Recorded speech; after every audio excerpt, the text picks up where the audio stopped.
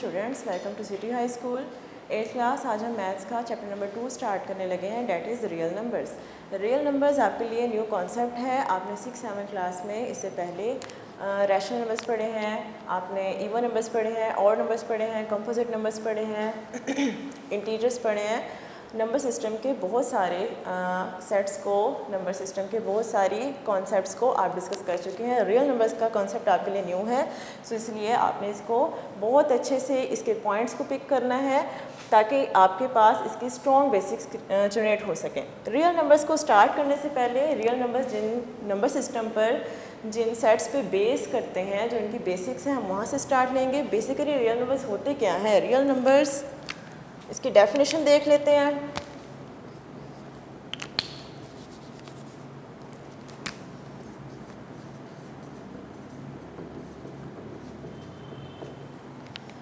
इसकी डेफिनेशन है the union of rational and irrational numbers. Single sentence है जो रियल नंबर्स को डिफाइन कर रहा है। टू मेन वर्ड्स इस डेफिनेशन में आपको नज़र आ रहे हैं, क्या हैं? Rational numbers and irrational numbers. Just आप अगर इन टू वर्ड्स को देखें तो तब भी आपकी डेफिनेशन क्लियर नहीं हो रही है। आप इसे कैसे डिफाइन करेंगे? रियल नंबर्स उस वक्त जनरेट होंगे जब आप रैशनल और इरैशनल नंबर्स का यूनियन ले लेंगे। यूनियन आपके लिए नया कॉन्सेप्ट नहीं है। आपने 6th क्लास में, 7th क्लास में सेट थ्योरी में यूनियन का वर्ड अच्छे से रीड किया है। ये आपके पास एक सेट का एक बेसिक कॉन्सेप्ट है। यूनियन आप कैसे किसे कहते हैं? अगर हम अपनी नॉर्मल लैंग्वेज में इसको देखें, यूनियन किसे कहेंगे? हम किसी भी चीज़ को डिफरेंट कैटेगरी से, अगर हम कोई ऑब्जेक्ट्स लें उनको कंबाइन करके एक साथ रख दें तो हम उसको क्या कहेंगे? यूनियन कहेंगे। सो यही आपके पॉइंट यहाँ पे आपका यूज़ हो रहा है कि जब आप रैशनल और इरैशनल इन दोनों नंबर्स को कंबाइन करके एक ही जगह पे, एक ही कलेक्शन में कंप्राइज करते हैं तो ऐसे नंबर्स को आप रियल नंबर्स कहते हैं। रियल नंबर्स, क्योंकि ये आप जैसे आपने पहले भी देखा है, इवन नंबर्स को हम कैपिटल ई से प्रेजेंट करते हैं, ऑड नंबर्स को हम कैपिटल ओ से प्रेजेंट करते हैं, इंटीजर्स को हम कैपिटल आई से प्रेजेंट करते हैं। सेम रियल नंबर्स को हम कैपिटल आर से प्रेजेंट करते हैं। ये आपकी डेफिनेशन कंप्लीट करने के लिए ज़रूरी है कि आप इसकी मैथमेटिकल और सिम्बॉलिकल रिप्रेजेंटेशन में ज़रूर साथ राइट करें। तो आप राइट करेंगे it is represented by capital R. Capital R से आप नंबर सेट को प्रेजेंट करते हैं, रियल नंबर्स को। अब आ जाते हैं हम अपने इस कॉन्सेप्ट पे कि रैशनल और इरैशनल नंबर्स क्या होते हैं, इनमें क्या डिफरेंस है। अगर इनमें डिफरेंस है तो हम इसको कैसे डिफाइन कर सकते हैं? First of all, rational numbers. Rational numbers कैसे नंबर्स होते हैं? डेफिनेशन देखते हैं और फिर इसको अंडरस्टैंडिंग लेंगे कि आप इसको कैसे डिस्क्राइब कर सकते हैं, आप कैसे गेस कर सकते हैं कौन सा नंबर रैशनल नंबर होगा। The number which can be written in the form of P divided by Q where P Q belongs to capital Z. Belongs to का मतलब क्या होगा कि P और Q ये आपके पास सिंपली एक फ्रैक्शन है जिसमें न्यूमरेटर और डिनोमिनेटर दोनों मौजूद हैं। क्योंकि हम ये जनरली बात कर रहे हैं, जनरली आप वेरिएबल से प्रेजेंट करते हैं। P की जगह भी कोई नंबर हो सकता है, Q की जगह भी कोई नंबर हो सकता है। वो नंबर आपने कहाँ से लेने हैं? वो नंबर आप सिर्फ सेट ऑफ इंटीजर से ले सकते हैं। अगर आप इसके अलावा किसी और सेट को कंसिडर करेंगे तो वो रैशनल नंबर की डेफिनेशन को कंप्लीट नहीं करता। ये जो आपके पास 3 कंडीशंस हैं, ये 2 कंडीशंस आपको बता रही हैं कि आप एक ऐसा नंबर लें जो कि P ओवर Q के फॉर्म में लिखा जा सके। P ओवर Q भी कैसे होने चाहिए? सेट ऑफ इंटीजर से बिलोंग करने चाहिए। और इसके साथ क्या हो? Q is not equal to 0।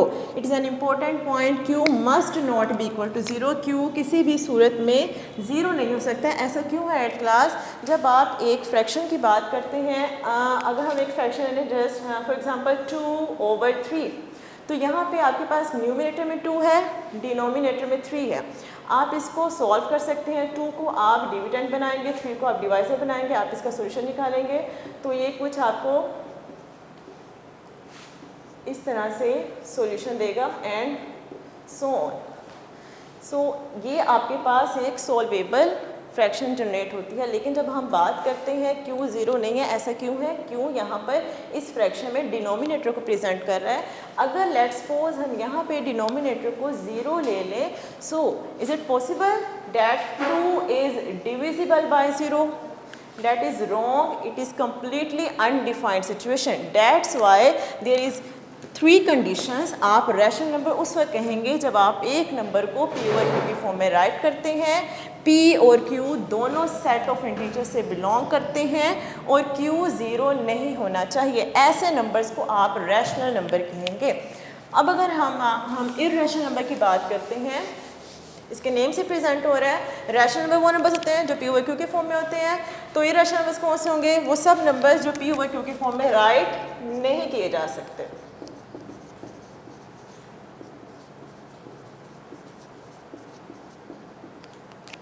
Definition देख लेते हैं, फिर इसकी एग्जांपल से देखेंगे कि कैसे नंबर्स इरेशनल नंबर्स नहीं होते। The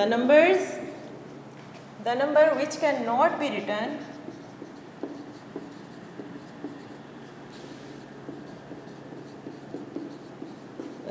in the form of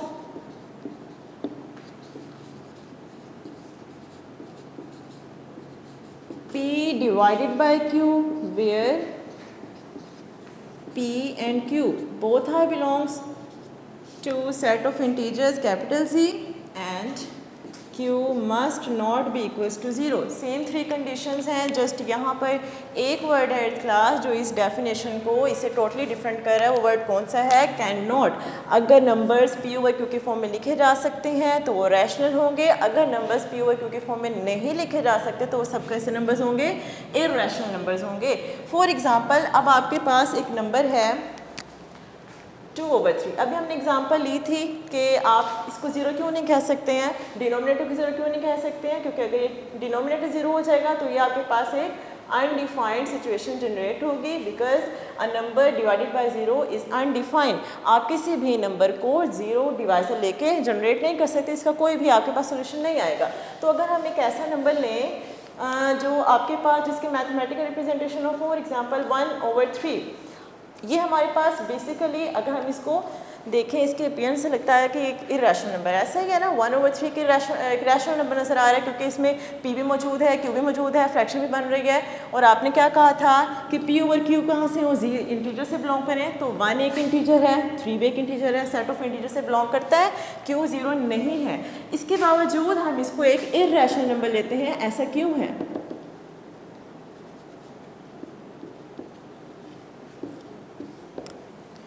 क्योंकि जब आप इसकी डेसिमल रिप्रेजेंटेशन लेते हैं तो वो आपके पास क्या बनेगी? देखें, अगर आप इसको सॉल्व करना चाहें, 1 इज़ डिविडेंड, 3 इज़ डिवाइजर, इसको सॉल्व करेंगे तो क्या होगा? ये इसका सोल्यूशन यही बनेगा।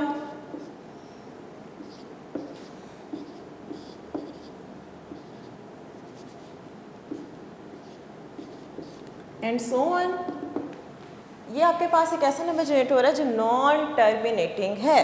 तो नॉन टर्मिनेटिंग नंबर होने की वजह से, नॉन टर्मिनेटिंग का क्या मतलब है? आपने 7th क्लास में ये डेफिनेशन बहुत अच्छे से इसका कॉन्सेप्ट लिया था कि नॉन टर्मिनेटिंग हर वो नंबर होता है जो डेसिमल पॉइंट के बाद जिसकी कोई भी फाइनाइट एलिमेंट ना हो, जो फाइनाइट ना हो, नंबर ऑफ डिजिट्स फाइनाइट ना हो, ऐसे नंबर्स को आप नॉन टर्मिनेटिंग कहते हैं। दैट्स वाई ये हमें ऐसे रैशनल नंबर नज़र आ रहा है क्योंकि उसने वह P ओवर Q की फॉर्म में नज़र आ रहा है, लेकिन क्योंकि उसकी basic representation, decimal representation rational नहीं बन रही, वो P ओवर 0.3333 सो ऑन, आप इसको पॉइंट रिमूव करके P ओवर Q की फॉर्म में नहीं बना सकते। दैट्स वाई आप ऐसे इस नंबर को क्या कहेंगे? इरेशनल नंबर कहेंगे। तो सिंपली हमने क्या कहा था कि रियल नंबर्स कौन से नंबर्स होते हैं जो रैशनल और इरेशनल नंबर को कंबाइन करके, यूनाइट करके, यूनियन लेके एक जगह पे सब नंबर्स को राइट कर लें, उसके कलेक्शन बना लें। ऐसे नंबर्स को हम रियल नंबर्स कहेंगे, कैपिटल R से प्रेजेंट करेंगे।